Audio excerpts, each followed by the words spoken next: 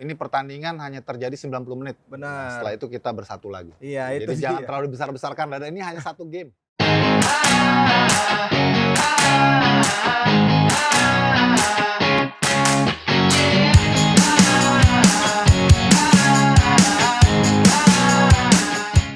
Halo Skorer, jumpa lagi dalam konten Rayu, Resatna dan juga Bung Yuke. Oke Bang, apa kabar Bang? Baik. Oke, ini sekarang kita bakal menyaksikan ataupun jelang laga El Clasico katanya nih, Persib versus Persija. Menurut Bang Yuke, El Clasico sekarang tuh kayak gimana sih nuansanya di tengah pandemi ini? Iya, pasti gregetnya agak berkurang ya. Kalau dulu kan selalu hiruk pikuk, sebelum pertandingan juga sudah ramai. H-2 atau H-7 pun juga sudah media sudah banyak membuat berita-berita preview. Iya. Kemudian suara supporter juga saling bersautan. Memang ini agak sedikit marwahnya hilang ya, karena praktis nanti pertandingan tanpa penonton. Betul. Tapi ya namanya Persib Persija, gengsinya tetap ya. Betul. Itu terutama untuk para pemain juga ini pertandingan yang berbeda. Walaupun secara peringkat kita harus akui memang ini boleh dibilang terbentang cukup jauh ya antara Persib dengan Persija. Tapi tidak ada jaminan juga. Tim kalau derby itu klasmen itu hanya cuman background aja, sama sekali nggak mencerminkan apa yang terjadi nanti di lapangan. Nah, secara head to head nih Bang, kita ngomongin dulu dari posisi kiper. Posisi kiper ini ada dua kiper sebenarnya punya kualitas timnas tapi nggak terpanggil, tercoret nih untuk Piala AFF nih, Andri Tani dan juga Teja Pakualam kebetulan. Iya, memang ini blessing juga sih buat mereka sih. Kalau dalam pertandingan seperti ini mereka pasti butuh pemain-pemain pilar, termasuk penjaga gawang yang tadi Rai sempat sebutkan, ini dua pemain yang punya value ataupun label tim nasional ya. Jadi tentu sangat penting sekali untuk mereka, dan saya kira ini saatnya ya untuk kedua pemain tersebut, baik Teja maupun juga Andri Tani menunjukkan kualitasnya ya. Kalau kita sempat lihat dalam game-game sebelumnya, Andri Tani kan tampil luar biasa ya. Betul. Teja juga cukup konsisten di bawah Mister Persib. Ini akan sangat menentukan nanti warna dari permainan, karena penjaga gawang juga sekarang kan ikut terlibat dalam permainan ya, nggak seperti dulu penjaga gawang klasik lebih banyak di bawah Mister, tapi sekarang juga mereka ikut build up play, ikut terlibat. Ini tentu sangat penting bagi kedua kesebelasan. Iya, kalau dari kiper tadi, sekarang bicara back tengah Persib berkurang, nggak ada Victor Igbonevo yang dipanggil ke timnas. Sementara duetnya ada Nick Kuipers dan juga ada Ahmad Jufrianto. Bakal ada duet back tengah juga dari Persija, duet Otavio Dutra sama Yan Mota nih yang jadi andalan nih. Duet dua back jangkung. Kecuali kalau misalkan Nick Kuipers sama Ahmad Jufrianto sih memang Jufriantonya standar lah ya tingginya, nggak jangkung-jangkung Dan kita belum tahu pasti juga. Tadi saya sempat baca quote-nya Robert Rene Albert, katanya Jupe dalam kondisi yang nggak fit juga. Jadi ini situasi yang memang cukup krusial ya bagi pertahanan Persib.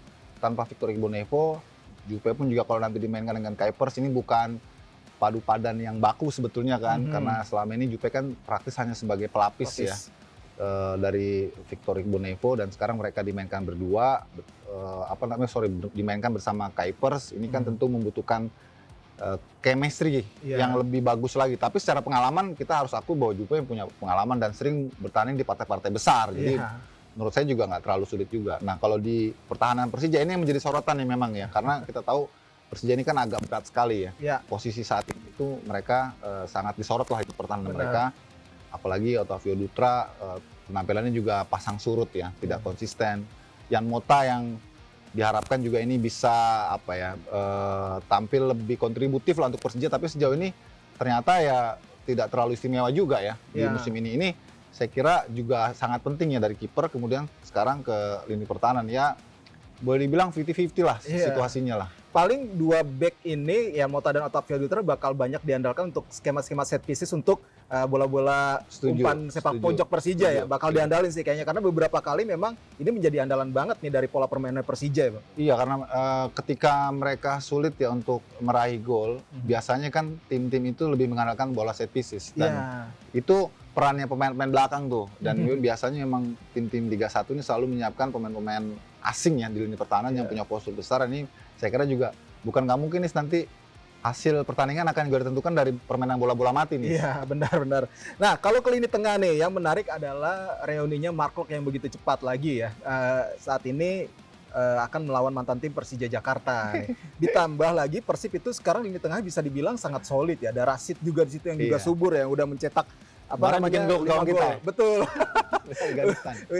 Udah 5 gol. Terus kemudian Persija nih yang lini tengahnya nih yang sebenarnya agak rawan dan masih mungkin masih PR ya. PR ya. Walaupun ada Rohit Chan dan juga Tony Sucipto di situ ya, akan mungkin menjadi feeder ataupun filtering untuk serangan-serangan Persib. Iya, kalau dari head to head itu sih saya masih sedikit unggulkan Persib ya, karena mereka punya lapangan tengah yang dalam ya. Di samping juga ada supportnya juga kan, ada Esteban Vizcarra juga bisa main di sana.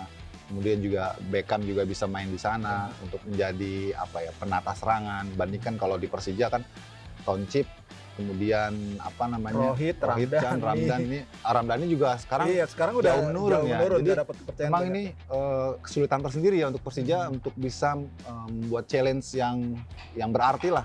Karena Persib sekarang kan memang chemistry-nya nih lapangan tengah sangat bagus banget. Ada faktor emang emosional sih. Kalau kita lihat bagaimanapun kan Maklok ya, ex pemain Persija. Kemudian juga Toncip dulu pernah di Persib. Maman Abdurrahman juga dulu pernah di Persib. Jadi ini memang pertandingan seperti layaklah disebut laga klasik karena memang ditambah oleh bumbu-bumbu banyak pertukaran pemain di kedua tim tersebut. Sama kayak Inter dengan AC Milan, kayak Barcelona dengan Madrid. Gitu. Nah, beralih ke lini depan. Persija kebanyakan memang ada banyak striker muda yang muncul ya, Taufik Hidayat, kemudian ada Alfrianto Nico juga. Cuman Nico sekarang di sana di sana gitu. Nah, sementara paling 2 pemain asing nih yang sekarang jadi sorotan, yang masing-masing menjadi top scorer sementara, ada Marco Simic dan juga Wander Luiz nih Bang. Kalau ngeliat kiprahnya Marco Simic dan Wander Luiz nih gimana?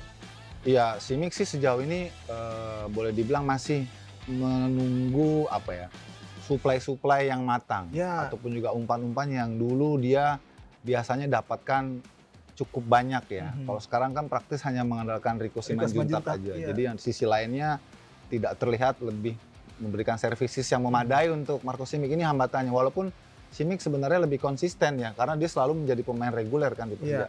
Bandingkan dengan Wander Luiz yang baru belakangan ini aja mulai nemuin sentuhannya ya. Jadi kalau dari lini depan nih saya kira masih 50-50 lah ya. Kalau Simic memang dia reguler tapi supply-nya yang sedikit agak kurang, terlalu mengandalkan Rico, sementara Wander Luiz baru sekarang dia mulai ketemu sentuhannya. Iya, nah Bang, kalau ngelihat sekarang kita beralih ke pelatih deh. Taktikal dari Angelo Alicio dan juga Robert Rene Albert nih, seperti apa sih yang bakal diterapin gitu? Kontra strateginya dari 2 pelatih ini kan kebiasaannya kalau Angelo Alicio ini masih ngandelin sayap lah, 4-3-3 ya.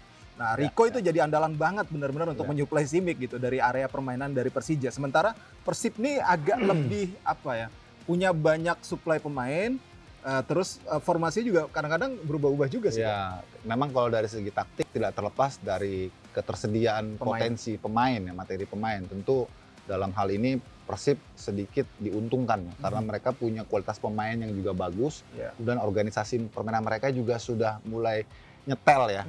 Ini yang jadi keunggulan Persib sehingga tidak terlalu sulit bagi Rene Albert untuk melakukan mutasi pattern maupun juga reposisi pemain. Karena mereka karena dia punya pemain-pemain yang kualitasnya mumpuni. Bandingkan dengan Persija, Alicio tidak banyak bisa melakukan eksperimen taktik karena memang sangat terbatas sekali kedalaman skuadnya.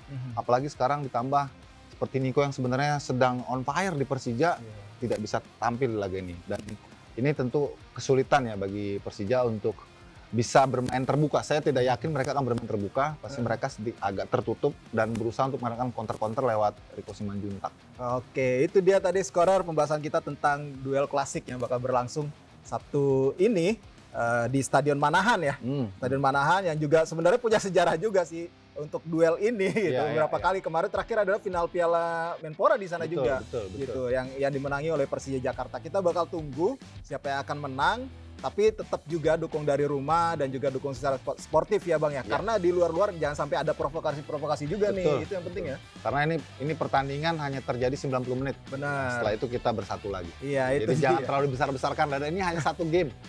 Sebanyak game-game lain yang nilainya sama, bobotnya sama, menjanjikan 3 poin juga. Benar. Terlalu lebay lah. Iya, jangan sampai juga, ini juga buat peringatan juga bagi supporter Persib ya, karena pernah kejadian kan 2018 mereka juara paruh musim. Ya karena sanksi akhirnya kemana-mana ya malah menggoyahkan tim, akhirnya nggak jadi juara. Iya, lebih baik fokus tetap di jalurnya, dalam arti sekarang misalnya Persib dalam posisi yang sudah sangat baik, ya dia fokus aja.